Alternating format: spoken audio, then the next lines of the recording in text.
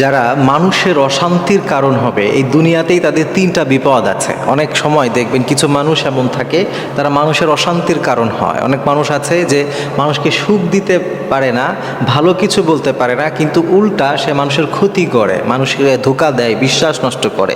তো যারা পৃথিবীতে এই ধরনের মানুষ আছে যে যারা মানুষকে কষ্ট দেয়, দুঃখ দেয়, এই সমস্ত মানুষদের দুনিয়াতেই তিনটা মারাত্মক ক্ষতি তাদের হবে। আল্লাহ তাআলা তিনটা মহা বিপদ তাদেরকে দিবেন। এর মধ্যে এক নম্বর হচ্ছে যারা এই পৃথিবীতে মানুষের অশান্তির কারণ হবে, ক্ষতির কারণ হবে, তাদের এক নম্বর বিপদ যেটা আসবে সেটা হচ্ছে তাদের নিজের জীবনেরই কোনো শান্তি থাকবে না। প্রিয় ভাইয়েরা, মনে রাখবেন যে আপনি কাউকে কষ্ট দিচ্ছেন বা কেউ আপনাকে কষ্ট দিচ্ছে, কাউকে ধোঁকা দিলেন, কেউ আপনার জন্যে প্রচণ্ড অশান্তির মধ্যে পড়ে গেল, আর আপনি যদি মনে করেন যে আপনি সুখে থাকবেন, আসলে আপনি বোকার স্বর্গে আছেন। কাউকে কষ্ট দিলে আপনাকে অবশ্যই নিজে একদিন কষ্টে পড়তে হবে। এটা আপনি যদি ইতিহাস ঘাটেন, পুরো পৃথিবীতেই এমনই ঘটেছে। যারাই মানুষের উপরে জুলুম করেছে, যারাই মানুষকে কষ্ট দিয়েছে, ধোঁকা দিয়েছে, তারা মূলত নিজেরাই নিজের জন্য গর্ত খুঁড়েছে এবং ওই গর্তে তারাই পড়ে। এটা হচ্ছে এক নম্বর। এই দুনিয়াতেই সে বুঝতে পারবে কারো মনে কষ্ট দেওয়া, কারো জীবনকে দুর্বিষহ করে তোলা, এটা যে তার নিজের জন্যই কত ক্ষতি। আপনি মনে রাখবেন, কাউকে কষ্ট দিয়েছেন আপনি, আপনার জীবন থেকেই শান্তি আর সুখ উঠে যাবে।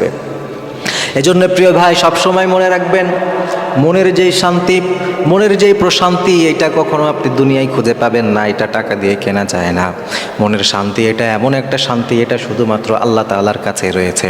এজন্য যদি আপনি কাউকে কষ্ট দেন, কাউকে ধোঁকা দেন, কারো জীবনের অশান্তির কারণ হন, আর যাই হোক না কেন, আপনি নিজে শান্তিতে থাকতে পারবেন না। এজন্য যদি আপনি নিজে শান্তিতে থাকতে চান, তাহলে আপনার এক নম্বর কাজ হলো আপনিও মানুষকে শান্তি দিবেন। বুঝতেছেন কথা?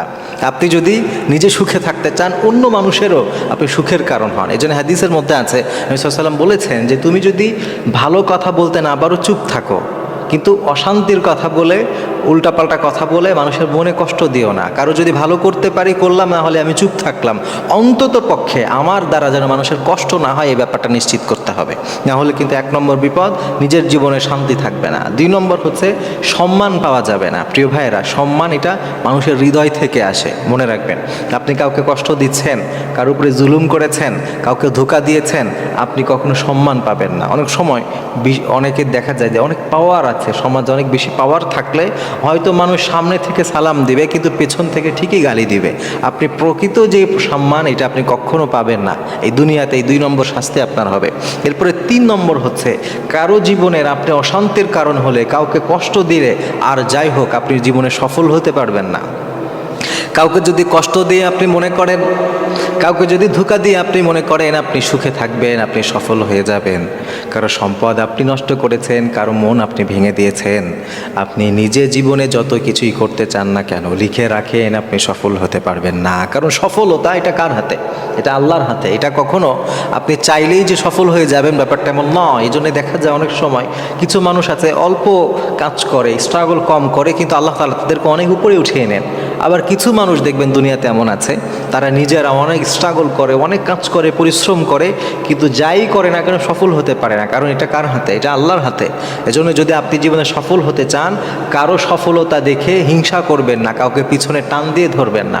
এই তিনটা মহা বিপদ কিন্তু আপনার চলে আসবে যদি আপনি মানুষের জীবনে অশান্তির কারণ হন।